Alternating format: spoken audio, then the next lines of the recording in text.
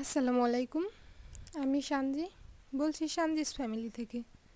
কেমন আছেন সকলে? আশা করি সকলে ভালো আছেন, সুস্থ আছেন। আলহামদুলিল্লাহ, আল্লাহর অশেষ রহমতে আমরা সকলে বেশ ভালো আছি। আজকে সকাল সকাল আসলাম সুন্দর কিছু প্রাকৃতিক জিনিস দেখানোর জন্য। আর এসে দেখি আমাদের গাছের জাম্বুরা এত সুন্দর ধরেছে, তবে এখনও খাওয়ার উপযুক্ত হয়নি। এইবার তো চলে যাচ্ছি, তবে পরবর্তীতে যখন আসবো ইনশাল্লাহ তখন খাওয়ার উপযুক্ত হয়ে যাবে আর তখন মাখা করে খাওয়া যাবে।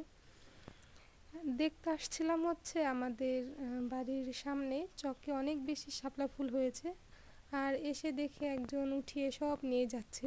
এর আগেও দুইজন উঠিয়ে নিয়ে গেছে। সেদিনই আমার মা বলেছিল যে আমাদেরও একটু উঠাতে হবে। আর এরপর ঘরে এসে ডিম সিদ্ধ বসিয়ে দিয়েছিলাম। ডিম সিদ্ধ তো এমনিতে অনেক বসানো হয়, খাওয়া হয়, কিন্তু দেখানো হয় না। আজকে দেখালাম, তারও একটা কারণ আছে। কারণ ডিমটা সিদ্ধ করতে দিয়েছি, তারপর অফ করে দিয়েছি। ছোলার সময় দেখি ডিমটা হয়নি। যেহেতু এগুলো ছোট ছোট কয়েল পাখির ডিম, হতে খুব একটা সময় লাগে না, তবে এমনভাবে সিদ্ধ করলাম যে ডিম হলো না, আবার দিতে হলো। আসলে মাঝে মধ্যে এমন কাজ করি যে নিজেই অবাক হয়ে যাই যে এই কাজটা কি আমি করেছি। আর তারপর দেখালাম। সেদিন তো বিলাতি গাব পেরে তারপর কেটে দেখানো হয়েছিল, কিন্তু এখন আর কেউ যেহেতু খায় না, সেই কারণে গাছ থেকে পড়ে পেকে তলা পুরো একেবারে বিছিয়ে আছে। এইটাও একটা ঝামেলা। প্রতিদিন ঝাড়ু দেওয়ার সময় এটা একটা একটা করে ফেলে দিতে হয়। এখন দেখাচ্ছি সেদিনের বানানো পাপোসটা খুবই ভালো হয়েছে, ব্যবহার করার জন্য খুবই সুন্দর। আর এটা প্রথমবার বানিয়েছি, শুরুতে একটু ভুল করে সেলাই করেছি, আর তারপর আবার ঠিকঠাক হয়েছে। তো দাদুর সঙ্গে চুক্তি করেছিলাম দুই বোন মিলে যে আমি তোমার সবগুলো পাটের আগমুড়া দিয়ে দিব আর তুমি আমাদেরকে বেনি করে দিবে। আর দাদু সেই কাজটা তো করে দিয়েছে। কিছুটা করার পর সে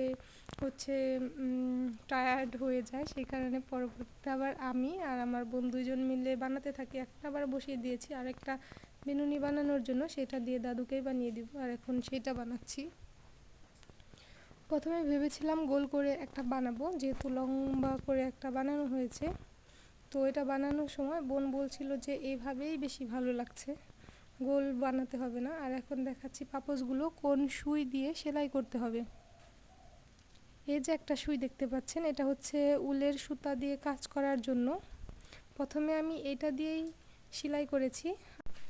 আর এখন দেখাচ্ছি আমার দাদুর কাছ থেকে নেওয়া একটা সুই। এই সুইটা দিয়ে সেলাই করলে সেলাইগুলো একেবারে পারফেক্ট হয়। এটা সেলাই করা যায় না, সুবিধা হয় না, একটা করে দিয়ে তারপর সেলাই করতে হয়। আর এইটা দিয়ে একেবারে ঠিকঠাক পারফেক্ট অনেকগুলো বেনুনি একসঙ্গেই সেলাই করা যায়। একটা একটা করে বেনুনির আল নিয়ে সেলাই করলে সেই পাপোশটা অনেক বেশি নড়বড়ে হয়, শক্ত হয় না। আর সে কারণে এখন আমি এই বড়টা দিয়ে তারপর সেলাই করব। আর শুরুতেই দেখিয়েছি গোল করে করতে চাচ্ছিলাম, পরবর্তীতে আর করা হয়নি, এখন লম্বা করে করে নিচ্ছি। তো দুইটা ভাঁজ দিয়ে তারপর সুইটা এইভাবে গেঁথে নিব। আর চারো সাইডে একেবারে টাইট করে এভাবে করে সমান করে বসিয়ে দেখব যে কতটুকু পাটের বেনুনি লাগবে। সেইভাবে আবার এনে তারপর সুইয়ের মধ্যে এই আলটা গেঁথে নিব। একইভাবে যেন নড়বড়ে না হয় এমনভাবে গাঁথতে হবে। এটা সমান করতে হবে একেবারে সুন্দর করে। আর শুরুতে এই জায়গাটা একটু কষ্টকর, কারণ এখানে যেহেতু গোল হয়ে সুন্দর করে বসতে চায় না, সেই কারণে এই কাজটুকু একটু বেশি সময় নিয়ে তারপর করতে হবে। এখানে একটা করে আল দিব আর সুইটা এভাবে গেঁথে নিব বেশি করে, তাহলে এটা আর ছুটে আসে না। আর চারটা করে আল দিয়ে তারপর সেলাইও করে নিব। সম্পূর্ণ টুক সেলাই করা শেষ হয়ে গেলে তারপর আবার চারটা আল দিয়ে আবার সেলাই করে নিব। এই একই নিয়মে আমি সবটুকু সেলাই করে নিব। পাপোসের অর্ধেকের বেশি অংশটা বানিয়ে তারপর রেখে দিয়েছি, কারণ বেনুনি করার পাটের অংশ শেষ হয়ে গেছে। আমি করেছি পরবর্তীতে বেনি, তারপর মা করেছে, দাদু করেছে, তারপরেও পাপোসটা শেষ করতে পারিনি। তো ওই কাজ নিয়ে সারাদিন বসে থাকলে যেহেতু হবে না, তাই আবার অন্য কাজে চলে আসছি। আজ আমার মায়ের মেয়ের জামাই আসবে, সেই কারণে পিঠা বানানোর প্রস্তুতি চলছে। তাই দুই বোন মিলে বসে পড়েছি ঝটপট করে কিছুটা পিঠা কেটে দেওয়ার জন্য। আর আমি এখানে পিঠাগুলো কেটে নিচ্ছি আর আমার বোন রুটি বেলে দিচ্ছে। আর এখন পিঠা বানাতে বানাতে প্রতিদিনের পুরনো কথাটি বলে নিচ্ছি আরও একবার। আমার এই এলোমেলো আর অগোছালো ভিডিওগুলো দেখতে আপনাদের কোথাও কোনো অংশে যদি একটু ভালো লেগে যায় তাহলে প্লিজ আমার ভিডিওতে একটা লাইক দেওয়ার অনুরোধ রইল। আর যদি খুব বেশি ভালো লেগে যায় তাহলে চাইলেই আমার ছোট্ট চ্যানেলটি সাবস্ক্রাইব করে আমার পাশেই থেকে যেতে পারেন। আপনি যদি অলরেডি এই কাজগুলো করে থাকেন তাহলে আপনাকে জানাচ্ছি অসংখ্য ধন্যবাদ। তো এদিকে আমরা পিঠা কেটে নিচ্ছিলাম আর গরম গরম কয়েক খোলা ভেজে তারপর মা আমাদের খেতে দিয়েছে। এভাবে গরম গরম পিঠা বানানো আর খাওয়া দুইটা একসঙ্গে হলে আমার কাছে যে কী পরিমাণ ভালো লাগে তা আর কি বলবো। আসলে এই পিঠার স্বাদটা শুধু বাবার বাড়িতেই মনে হয় পাওয়া যায়, শ্বশুর বাড়িতে এভাবে খাওয়া আর বানানো একসাথে চলবে না। তো শুধু ঝাল পিঠা না, মাংস পিঠা না, তার সঙ্গে একটু হালুয়া দিয়ে ভাজা হয়েছিল, মুগশালা পিঠা বানানো হয়েছিল। যেহেতু তার মেয়ের জামাই মিষ্টি পিঠা পছন্দ করে না, তবে মেয়েরা খুব বেশি পছন্দ করে, তাই দুইটা মাথায় রেখেই একসঙ্গে বানানো হয়েছে। তো খাওয়া দাওয়া তো অনেক হলো, এবার চলে আসছি শ্বশুর বাড়িতে। আসার পর বাবার বাড়ি থেকে একটা পাখার ডাট নিয়ে আসছিলাম, সেটা লাগানোর পর শাশুড়ি মা বললো এই পাখাতেও লাগিয়ে দেওয়ার জন্য। তো এটাই লাগিয়েছি একটু শক্তপোক্ত হওয়ার জন্য। আপনাদের ভাইয়াকে বলেছিলাম লাগিয়ে দেওয়ার জন্য, তবে সে এমনভাবে লাগিয়েছে দেখতে একটু ভালো লাগছে না। তো এখন আর কি করব ভেবেছি এই বাড়তি যে ঝুলুমের অংশটা রয়েছে সেটা দিয়ে হচ্ছে এই পাখার ডান্ডিটা কাভার করে নেব। তো এটার সঙ্গে ম্যাচিং করে সুতা পাচ্ছিলাম না, এটা একটু হালকা ম্যাচিং হয়েছে, এটা দিয়ে এখন সেলাই করে নিয়েছি। যদিও ঢেকে দেওয়ার চেষ্টা করা হয়েছে, তবে পরিপূর্ণ নিখুঁত হয়নি, তবে চলবে এখন আর কি। তো এটা দেখতে আমার কাছে বেশ ভালোই লেগেছে পাখাটা, হাতের কাজটা করতে হয়তো বা একটু বেশি কষ্টসাধ্য ছিল। আর এখন দেখাচ্ছি বাবা আর মেয়ের কষ্ট করে বানানো একটা মুড়া। এটা আব্বু বানিয়ে এনে দিয়েছিল আর আমরা দুই বোন মিলে রং করেছি। তবে রং করার পর শুকানোর আগেই একটা দুর্ঘটনা ঘটে গেছে, কিছুটা পরিমাণে শুকিয়ে গেছে। আর তেমন সময় বৃষ্টি আসার জন্য মা এটাকে বারান্দায় উঠিয়ে রাখে। আর সেই দিন আমাদের বাড়িতে আসছিল একজন মেহমান, সে ঘরে কিছুটা সময় গল্প করার পর বারান্দায় গিয়েও গল্প করে। যেহেতু সে একটু অসুস্থ, তাই সে নিচা মুড়ায় বা চেয়ারে খুব একটা বসতে চায় না। এই মুড়াটা পেয়ে সে চুপচাপ ওইটার মধ্যে বসে পড়ে কিছু না বলেই। আর সেই সময়টা খেয়াল ছিল না আমাদেরও যে মুড়াটা পরিপূর্ণ শুকায়নি। পরবর্তীতে সে যখন মুড়াটা থেকে উঠে দাঁড়ায় তখন দেখি তার বোরখা পুরো রঙে মাখামাখি অবস্থা, আর আমার মুড়াটার তো একেবারে বেহাল। তো এটাকে তখন আর কি করব, তাড়াতাড়ি কেরোসিন তেল দিয়ে তার বোরখাটা পরিষ্কার করে দেওয়ার চেষ্টা করলাম।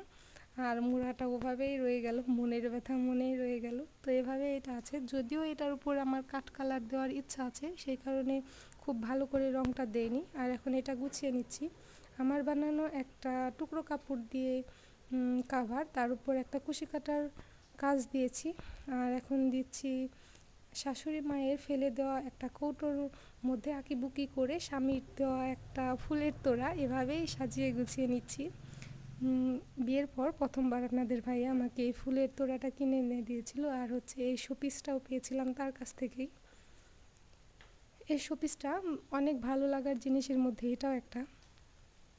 আসলে এটা দেখতে একটু ইউনিক, যে কারণে এটা সব সময় বাইরে বের করা হয় না, যেহেতু বাসায় ছোট্ট বাচ্চা আছে, যে কোনো সময় এটা ফেলে ভেঙে দিতে পারে। এর সঙ্গে ছোট আরও একটা দিয়েছিল, তবে সেইটাকে সাজিয়ে দুই ভাগ করে ফেলেছে, সেই কারণে এটা আমি এখন আর বেরই করি না ভয়ে যদি এটাও ভেঙে ফেলে। আর এখন দিচ্ছি সিলেট থেকে আব্বু এনে দিয়েছিল এই পাথর, আমি এনে দিতে বলেছিলাম, আর সেই পাথরের উপরে একটু আঁকিবুকি করে তারপরে এখানে শোপিস হিসাবে রেখে দিয়েছি। দেখতে কিন্তু পাথরগুলো বেশ ভালোই লাগে। দেখেন, সামান্য একটা বেডসাইড টেবিল গুছাতে গিয়েই একবার এইদিকে একবার ওইদিকে এখানে ওখানে রেখে দেখছিলাম বারবার যে কোথায় কোন জিনিসটা ভালো লাগে। আর পুরো রুম যখন এলোমেলো করা হয়েছিল রং করার সময়, তখন আমার কি অবস্থা হয়েছিল এটা ভাবলেই আবার ভয় করে। তো এখন দেখাচ্ছি নিচের অংশটাই কিভাবে কি করব সেটা। উপরে বসে এখানে পা রেখেছিল, তো এখানেও অনেক বেশি রং উঠে গেছে, আর পায়াতে তো খুব ভালো করে রং দেওয়া হয়নি, কাঠালি কালার দেওয়া হবে সেই জন্য। আর এইটার নিচে একটু বুদ্ধি খাটিয়ে ভেবেছিলাম যে প্লাস্টিকের 2টা বক্স কিনে এনে দেওয়ার জন্য আপনাদের ভাইয়াকে বলি, আর সে বলে যে এটার মাপ মতন আমি কিভাবে বাহির থেকে কিনে আনবো, যদি ছোট বড় হয় তাহলে তো আবার কাজ হবে না। আমার কাছে 2টা কার্টুন আছে, সেই কার্টুনগুলো দেই, যদি হয় কাজ চালিয়ে নিও। তো সে আমাকে এনে দিয়েছে 2টা কার্টুন, এত বেশি পারফেক্ট যে প্রথমবারেই দেখি একেবারে আমি যেভাবে চাচ্ছি সেইভাবেই থেকে যাচ্ছে। তো এখন এই 2টাকে এখানেই রেখে দিব। আর পর্দাটা নামিয়ে দিলে এটা আর দেখা যাবে না যে এটার নিচে কিছু একটা আছে। আর এখানে টুকটাক অনেক বেশি জিনিস রাখা যাবে। ছোট একটা ড্রয়ারের কাজ করবে এই 2টা বক্স, সেই বুদ্ধিতেই আসলে এটা এখানে রাখা। তো এখন এটাকে বের করে নিচ্ছি, কি কি রাখা যায় দেখছি আর রাখছি। এটার মধ্যে আপাতত কেক বানানোর টুকটাক জিনিসগুলো রাখবো। এগুলো তো আমার বাবার বাড়িতে ছিল, তবে এবার আসার সময় নিয়ে আসছি, কারণ হচ্ছে কেক এ বাড়ি থেকে খাওয়ার জন্য ইচ্ছে ছিল। যদিও এর আগেও বানিয়ে এনেছিলাম, তবে বানিয়ে আনা আর এখানে এসে বানিয়ে দেওয়া 2টার মধ্যে অনেক পার্থক্য। তাই হচ্ছে নিয়ে আসছি, এখন এই বাড়ি থেকেই বানিয়ে দিব। এটার মধ্যে বেশ অনেক জিনিসই রাখা যাবে। তো আমার টুকটাক ছোট ছোট জিনিসগুলো এটার মধ্যে রেখে দিচ্ছি। আবার কেক ডেকোরেশন করার যে বড় জিনিসগুলো আছে সেগুলো এটার মধ্যে অনায়াসেই ধরছে, সে কারণে এটার মধ্যে রেখে মনটা আরও একটু বেশিই ভালো হয়ে গেল। আর এই যে দেখতে পাচ্ছেন এই কাগজটার মধ্যে যে ডেকোরেশন করার, ওইটাকে কি বলে আমি বলতে পারছি না এখন, প্যালেট নাইফ মনে হয়, ওইগুলো ছিল। ওইটা আমি আর ফেলে দিইনি, ওইটার কাগজের মধ্যে ভরে এতদিন রেখেছিলাম। এখনও আর ফেলতে ইচ্ছে করছে না, মায়া লাগছে জিনিসটার জন্য। তো যেহেতু এখন আর ওইটার প্রয়োজন নেই, প্রয়োজন না থাকলে তো আর আমরা জিনিসপাতি ঘরে রেখে জায়গা নষ্ট করতে চাই না, তো এখন ফেলে দিয়েছি ওইটাকে।